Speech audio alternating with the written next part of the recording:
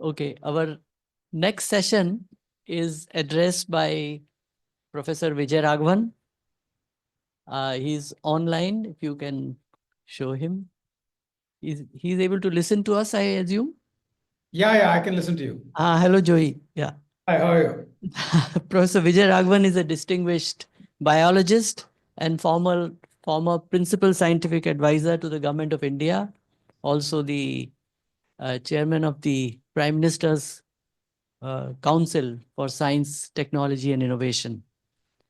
He graduated in chemical engineering from IIT Kanpur and earned his PhD in molecular biology from Tata Institute of Fundamental Research, conducted research at the California Institute of Technology before joining TIFR.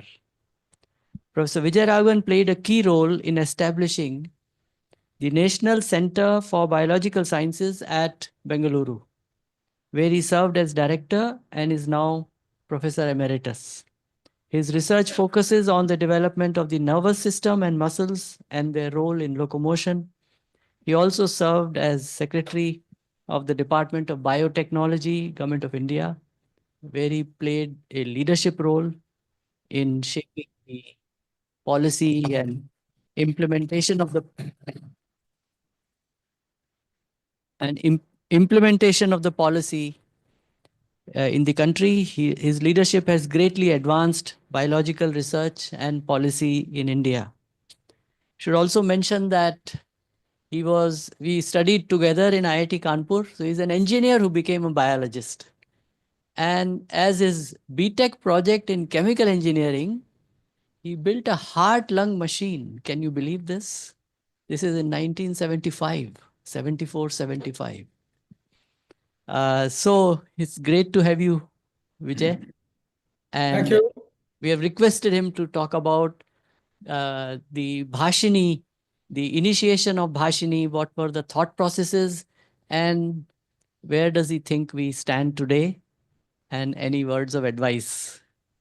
Yeah, thank you.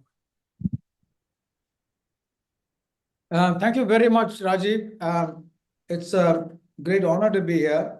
I really wish that I could be there in person because this seems like such an exciting meeting. And, it's also a very important meeting. Um, The reason, the last part of what Rajiv said about advice, I'll skip because I will probably have that permeating through what I have to say, but don't take that part very seriously. But there are other components which we must keep in mind.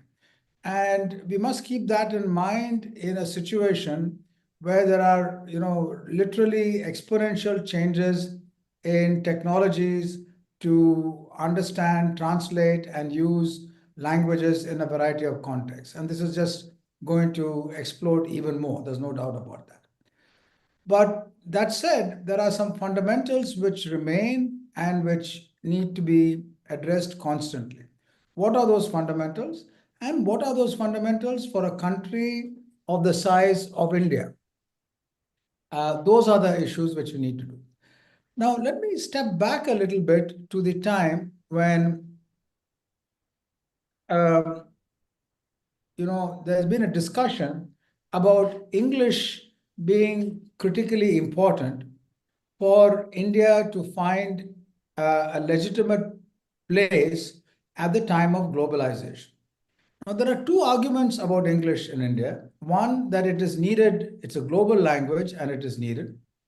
And the second is that it is a language which is a glue across the country, as opposed to, say, Hindi, which will have tensions and acceptance in some places. And English, because it belongs to no one, can be argued to belong to everyone. Now, both these arguments, might have their points, but they're overall specious. Let me take the first argument. English indeed is the dominant language in the world today, as was German sometime back, or Farsi sometime earlier, or other languages of the court in countries in large regions and so on and so forth. That will always be there, and one has to adapt to that and deal with that. There is no question about it. But the language of the court, the language of commerce, and the dominant language of exchange can never be your national language completely. It can be a language which everyone understands and knows and is useful, but it cannot replace your mother tongue. Because for a variety of obvious reasons, but I will not go into that in depth, the ability to converse in the language you learn as you grow up is something which allows you to have the power of abstraction, conceptualization, and cultural nuance in a manner where a language which you learn as an adult will not readily be able to have. So there are always exceptions to this, but in general, that would be a problem. In this context, we all know, and I'll just reiterate briefly, that there are countries in Europe, for example, if you take Sweden, the Swedes learn Swedish, but they also learn English. The Chinese learn Chinese. They may or may not learn English later on. It's a huge country. There'll be some who learn and others who don't, and so on and so forth. This can go. So, in other words, in terms of education, the primary cultural mooring needs to be in your native language. And that poses a challenge in India. While we can be bilingual and learn English also or Hindi also, that poses an enormous challenge on how to do this. Now, let me go to the next component, which is about why this is valuable and come back to how to do this. The next issue is about excluding people from the workforce. Many have argued, many eminent people have argued that if you know English, it opens the door to the workforce. And therefore, look at the way people, if they have a choice between going to an English medium school or a Kannada school, no matter how poor they will go to the English medium school because they see economic opportunities there. Now, this is given as a reason why education should be in English. The problem in this is when you're talking about a country of 1.4 billion, language becomes the weapon of exclusion rather than the weapon of inclusion. We are never going to have a situation where we can adopt with fluency a language such as English across the country without completely eliminating our cultural moorings in our own languages. Now, that has a great danger if we manage to do that. And colonialism has managed to do that in two different large contexts. One, in Latin America, it did that by not only eliminating the languages, but eliminating people. And therefore, you have largely Spanish or Portuguese in Brazil, in Latin America. And you have people who are now, those have become their mother tongue. In Africa, in Anglophone Africa or in Francophone Africa, you have large countries where across the spectrum, you have people replacing their native tongues right from the beginning with English.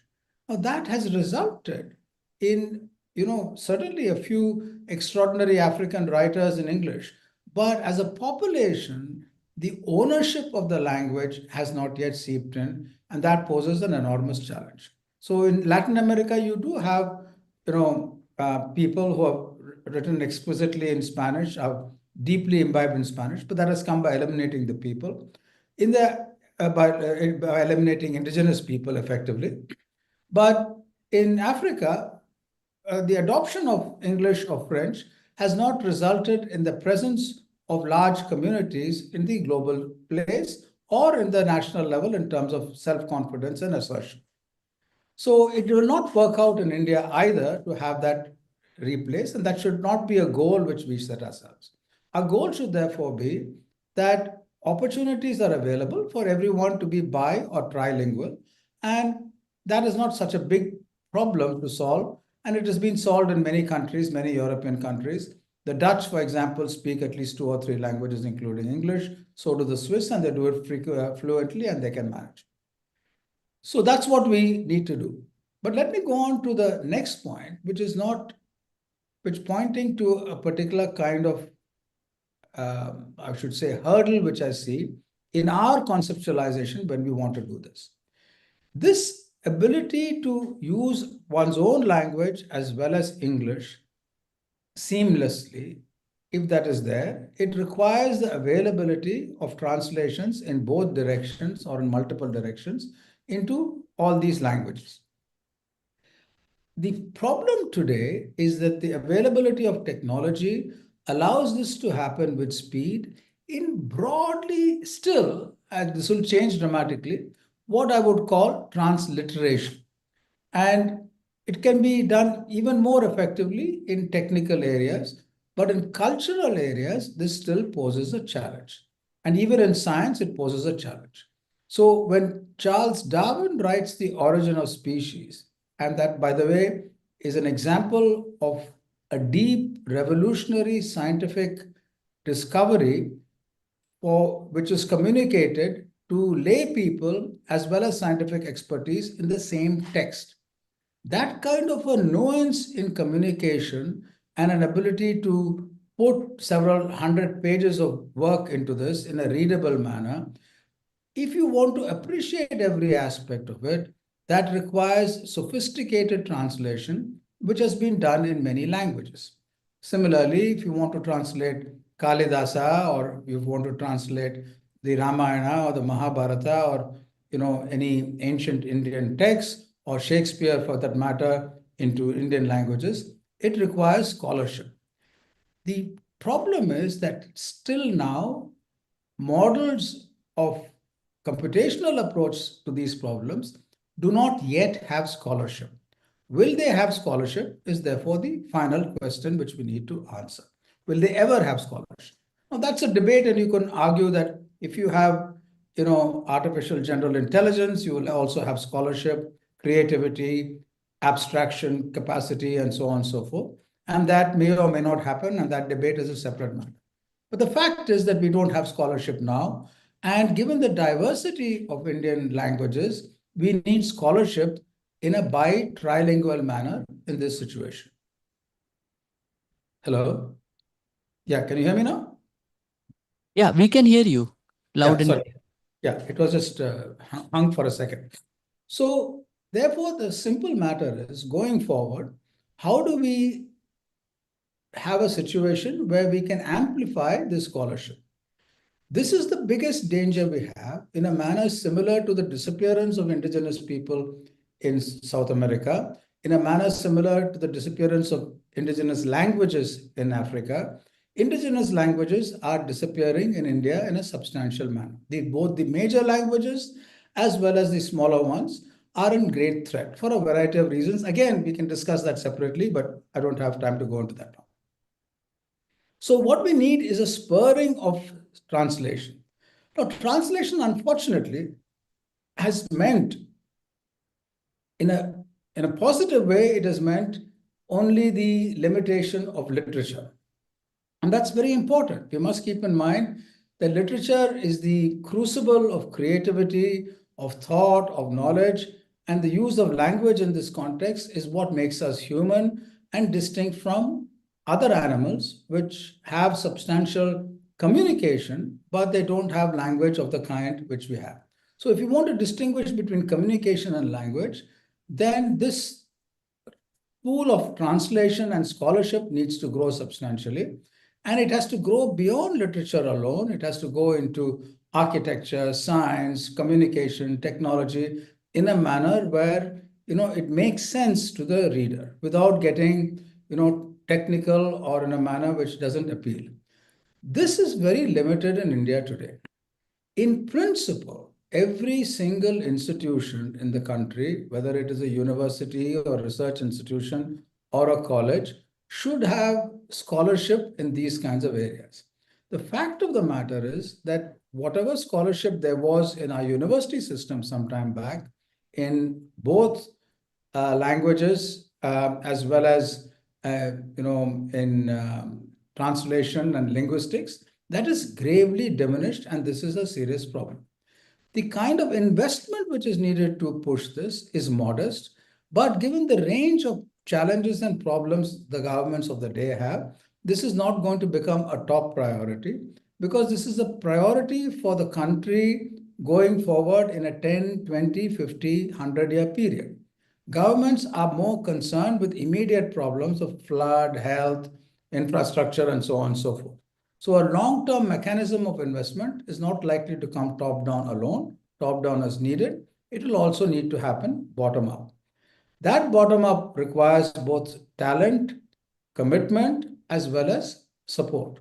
Support is actually least of the problems. There'll be multiple sources where we can get support.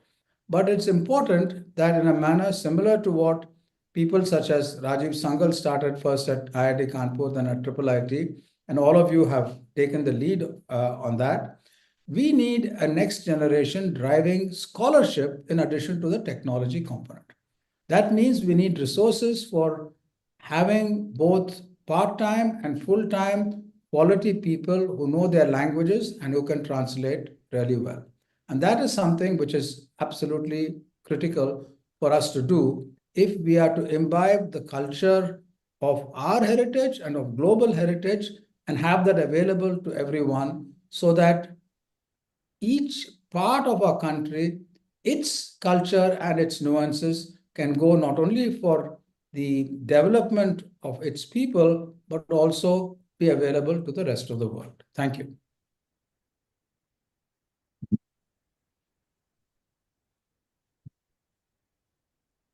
Thank you.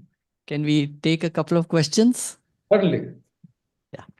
By the way, I should say that not having attended the previous sessions and not being able to attend the next ones, I might have said something which is completely redundant and useless, but excuse me for that. No. I think what you have said is talked about the larger canvas. We were more focused on technology, as you might expect, Yeah. but larger focus is and larger view is extremely important in the country. What needs to be done? Yeah. Yes, Dr. Srinivas from Interactions and AT&T earlier. Thank you, sir. It was even though a short talk, it was very engaging. You posed certain challenges. Just as a matter of context, so that you know my background. I teach a course on translation at Princeton University. I was Dr. Sangal's student at IIT Kanpur. I had the fortunate opportunity to be in the initial stages of IIIT Hyderabad here.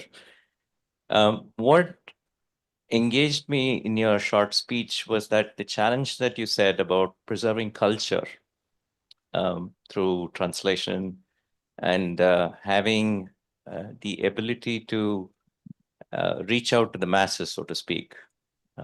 And the challenge that I find is that technology, and which you alluded to, is that the technology is transliteration, not really translation, which I agree with you. The question for you is, even human beings who translate don't necessarily capture all the cultural nuances. And that's the reason why we have so many versions of any epics. Even the Bible is translated in many, many languages, many times over. So how do you see technology play a role in such a challenging task when humans can't do it themselves to capture all the nuances of the culture? Yeah, I mean, your question is thank you very much, Srinivas. Your question is a very important one, and that, is a constant challenge of dealing with scale and quality. If you don't have to worry about scale, you can answer this question by focusing on a particular text and having, say, 10 different translations of the Mahabharata or 20 different translations of War and Peace, and seeing how, different people appreciate that. And indeed, 20 different versions of epics. So that's possible if there's depth without the worry of scale. The true essence of scholarship is really that, you have depth without worrying of scale. But the problem which you addressed is an important one. Knowledge today, and including cultural knowledge and understanding, means more than ever before. It always meant it. More than ever before, knowledge is power. And the absence of this kind of nuanced knowledge to larger communities means that they're increasingly going to be divorced from power. So how can one scale is your question. Sorry for that long point there. My feeling is that The question, therefore, can be moved to scaling of scholarship in translation across areas. That a combination of technology and individual abilities in terms of training can do that. So we must embrace technology for this, have first pass of various kinds, and have collective effort at doing that. These kinds of collective ways of nuanced translation are today more feasible, and that's something we can do. So far, scholarship has been substantially an individual exercise. That can remain, but that's not sufficient anymore. I can have Dr. Professor Pushpak Bhattacharya, IIT Bombay. Hello, good morning, and very insightful statements. So my question is, what trajectory should natural language processing language technology take in terms of its ideal? Should it be the path that physics has taken versus the path that biology has taken? These two paths are very different. Well, I mean, let me sort of make a guess in the interest of time what you mean by the way paths physics have taken and biology have taken. I suppose you mean not the study of physics and biology, but by biology itself as distinct from physics. Physics, you can make generalizations which are applicable across scale or at least at some scales, whereas biology, those generalizations are require, in addition, a detailing in every context. It's more a combination of exploration. It's more searching for algorithms in each case rather than laws, right? That's the point in biology. So I think, yeah, it's very beautifully put what you said. Now, in that situation, I think translation is substantially of this kind, which I'm talking about, needs to be more algorithmic, but also, at this stage at least, substantially interacting with humans. So my suggestion, which I think IIT Kanpur, by the way, had that at its early stages, where humanities, social science, linguistics, and engineering were all together. And many people not only did benefit from that locally, but went on with a cultural attitude of the importance of humanities and social sciences and engineering. That importance, if it can be brought back to our engineering institutions, including IIIT on scale, by having people who have scholarships in these kinds of areas, would be very valuable. Because this algorithmic deciphering requires a substantial bottom-up citizens and scholarship effort, which is an ongoing process which will never end. I had a quick question if there are. Yeah, no other. Oh, there is one more. Yeah. Arafat Hassan, PhD student and worked in industry. So thanks a lot. The talk that you gave really jives with me, because one of the things that I think is happening in the field is that we often miss the forest for the trees. When we are talking about the amount of data that we have translated, we count them in words and not really the books that we translate, right? So the output is measured in terms of 1 million corpus or a 2 billion corpus that has been translated. And it is, like you rightly pointed out, like probably a 2-decade task to build this ecosystem. What, in your opinion, are the incentives that currently exist or should be put for young researchers or the researchers in the field, so that there is some incentive for them to actually put forth their work in translations, technical works in science and engineering? Is there like a program or something that you have in mind, or that encourages them to contribute in other languages as well, apart from the language that they're working on, which is English primarily? So I must stress that there's been thank you very much, Rafat, a very important question. So I must stress that there's been a dramatic change in employability of people who are expert in these sectors in the last few years. And therefore, if you look at it from the crude value of the marketplace, the ability to take high quality data from your socio-cultural points and become a top scholar and be able to translate that is hugely monetizable.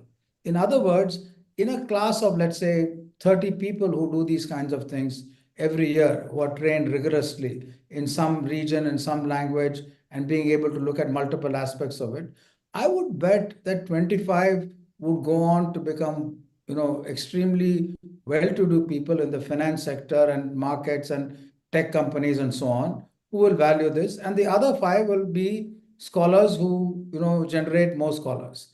This is what has happened, for example, in areas such as astronomy and astrophysics, pure mathematics, and even, politics and economics in the West.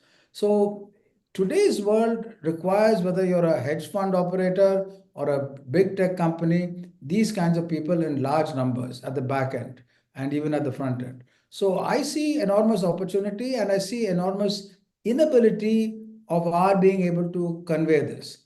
And that's partly because of the nature of our markets. If you look at markets in the West, people take up these kinds of courses with rigor and end up doing all sorts of things later on. That flexibility is there. And I think with the new national education policy, in principle, that flexibility we also have. But as our markets develop, as our economy internally grows, we are going to find more value for these kinds of scholarship. I had a quick question. I'm told now the time is getting up. The the issue of learning as utilitarian versus scholarship. I'm so happy that you brought the issue of scholarship, and the joy that you have in scholarship and pursuing it is today getting undermined, not being realized by our young people. It's become a utilitarian race towards what that also is not very clear to our people. As the salaries rise, they say, no, we want more. And it is, somebody getting into depression because he only got a 30 lakh rupee per year job when his other friends got more than him or her. Do you have any suggestion about what can be done at the national level, at the college level, at university level, to bring us back towards scholarship and the joy that one gets out of it? One of the good things about India still is, across the spectrum, politicians to tech billionaires, when they interact with scholarship, there is a respect. The problem is that a large section of our people are not exposed to the opportunities of scholarship sufficiently. And of course, part of it is economic, about need for getting jobs and therefore being utilitarian. But remember, I'll give you an example, and I know we're running out of time. And this is not necessarily entirely a, happy example in terms of outcomes, but the entire Second World War and post-Second World War physics in the US substantially was shaped by 5 Hungarians who, most of them were chemical engineers who went on to become physicists. They were from Jewish families in Hungary, Teller, von Neumann, von Karman, and so on, Leo Szilard. These people were sent to be chemical engineers by their Jewish fathers and mothers because that's where jobs were. They were subversive, they disobeyed their parents and took to scholarship. So in other words, what I'm trying to say is this earnestness with which people want scholarships. And some of these were from rich families, others were from poor families. So the earnestness to take up scholarship will always be there in a significant small fraction of the population, despite everything else. What has changed in the world today is the lure of opportunities for all and wealth for all has minimized this fractional, small fraction attraction to scholarship. That must change. Last point I'd like to make, Bill Gates supposedly said, I don't know whether it's true, it's an apocryphal statement, that you can be as rich as you want, but ultimately hamburger is a hamburger. You can't make it better beyond a certain point. So access which you get as a consequence of wealth plateaus dramatically. That needs to be imbibed. And really, it's our institutions which should encourage and nurture this small fraction for scholarship, because they will be appreciated by others who take on other kinds of jobs.